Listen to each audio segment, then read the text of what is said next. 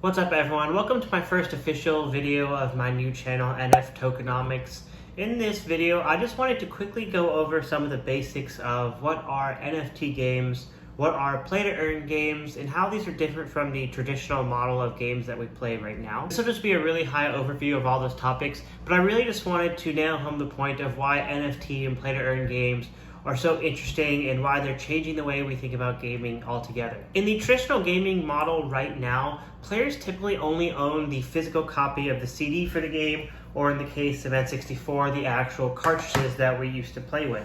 In all of these games, all of the characters, items, or whatever else you do within the game has no actual real life value. So think of a game like Sims, which many of us probably wasted many hours on, but essentially this is just a recreation of real life in the digital world. Within Sims, you had these characters and they owned homes. They owned objects and items within the home. They had jobs which earned them fake money.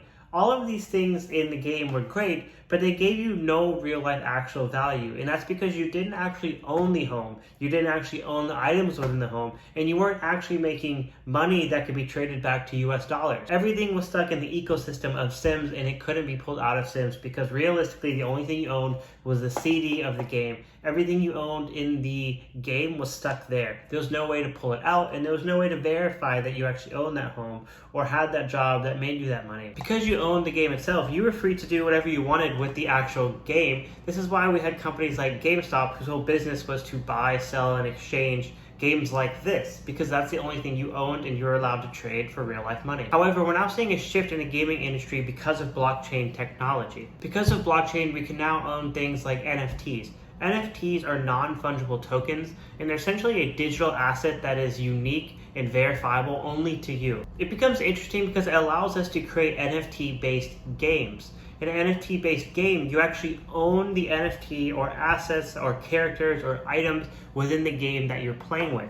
Play-to-earn games take it one step further even. The developers of play-to-earn games have actually incorporated some sort of earning mechanism within the game. This essentially means they've created a digital virtual economy within the game that should be sustainable on its own. I don't understand how the U.S. economy works, much less some sort of self-sustaining one. There's typically two ways to earn within play-to-earn games. The first is typically tied to your asset or your NFT. There's many different things you could do with the NFT. For instance, you can level it up and make it more valuable. There might be a way to breed and multiply your NFTs and start a breeding farm of some sort.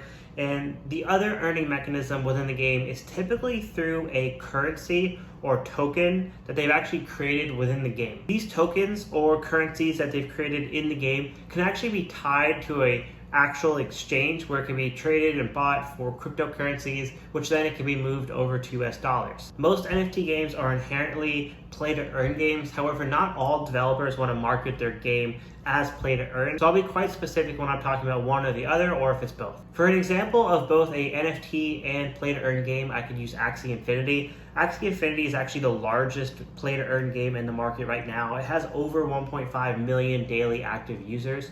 Within the game, there's two ways to earn. You have your Axie, which is your digital asset or NFT. You could sell those and make money that way. Or you could use your Axie to play the game in player versus player or player versus environment modes.